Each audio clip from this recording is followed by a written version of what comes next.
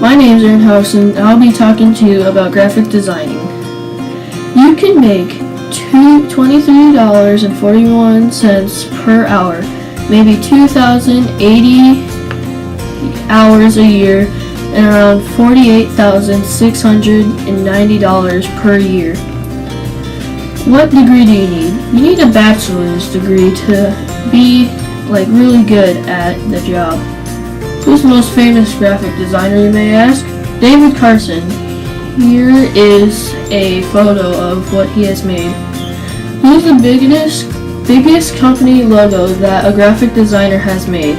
Disney has been one of the biggest ones that graphic designing has ever made. When was graphic designing made or heard of? 1922 was the first year that graphic designing was ever heard about, ever. Where was the first school for graphic designing? Bellevue University was where the where the first school for graphic designing was. How hard is it to do graphic designing, you may ask? It's not really that hard. It's really actually medium. How long does it take to design a logo? It takes about 3 to 4 weeks for a graphic designer to come up with an idea for the logo. Where was graphic designing first made? It was first made in Europe. Not really, I don't know where in Europe. How many years do you need to be a professional graphic designer? Over 20 years is the minimum limit for a professional designer to be called a professional designer. And here is a short video about graphic designing.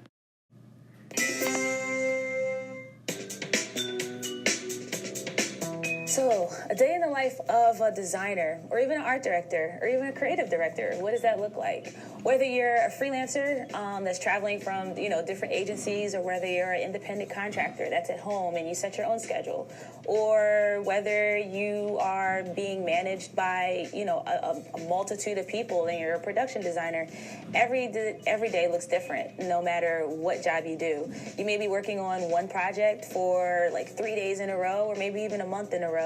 Or you may be working on nothing for a week, and if you're an independent contractor and you're wondering where's my next dollar going to come from, the feast or famine. The way that my day works is it goes all over the place. Because I have a lot of clients in the West Coast, I don't get up until 11. So I usually get up and then I check my to-do list for the day that I usually set the day before. And then I'll check Basecamp to see if there's any pressing to-do list items for me. I'll check email and try to do inbox zero. I only try to check my email twice a day. And I think that's important for anybody, whether you're in the office or out, to cut down on the amount of distractions that you can, because those that are in the creative field are more prone to have problems with attention. So you have to make sure that you set these systems in place to have a day that's a little structured. Days of designers are not really structured at all, and it can be very taxing, but also very exciting if you don't like mundane. And then also, if you're an independent contractor, you have to find your own clients. You have to figure out, what type of campaign am I going to do today? Or what networking event am I going to do today? Who am I going to meet?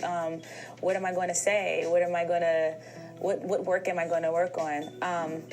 So it's really, it's up in the air as to how each part of your day will go. But it's always an exciting one. And at the end of it, you still feel like you haven't done enough. The part that I really hone in on the most is project and time management, because our brains are wired in in a couple different ways. One, you can't do two things at once. You can't multitask. No matter how many times we can convince ourselves that we can't. And then the second thing is that even though you may like to do something different every day, your brain craves structure. So it's one of those things where, okay, I have to decide what days do I want to do this? What days am I going to look for clients? What days am I going to actually do work? One of the things that I had to figure out was how much money do I need to make in a month, and how many hours does it take for me to do that? Once I came up with that magic number, let's say it's 4 hours a day, 4 days a week. So that leaves a lot of time to do a whole lot of other stuff that could get me clients, that could get myself more organized, I could become more healthy, I could become more social. So I use a lot of different tools to make sure that I'm spending the right amount of time on certain things. I use Harvest as a time tracking tool, which also allows me to bill my clients straight from the platform. I use AnyDo, which is on Android and iPhone, and a Google Chrome extension that allows you to make a to-do list for today, tomorrow, this week, and later. So it allows you to put it in 4 different areas as to not fill up a whole year of things that you need to do, because you can easily become overwhelmed.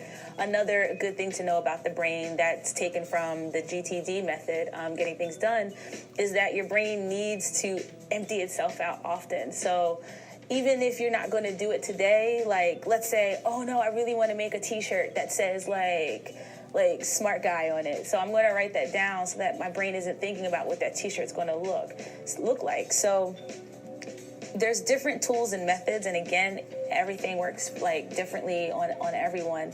But once you like find that sweet spot, and it's not going to be overnight, and it probably won't even be a year, you're going to be continually changing, but you just have to be patient with yourself, and then also like appreciate the project management process and time management process of others that are like you in your community.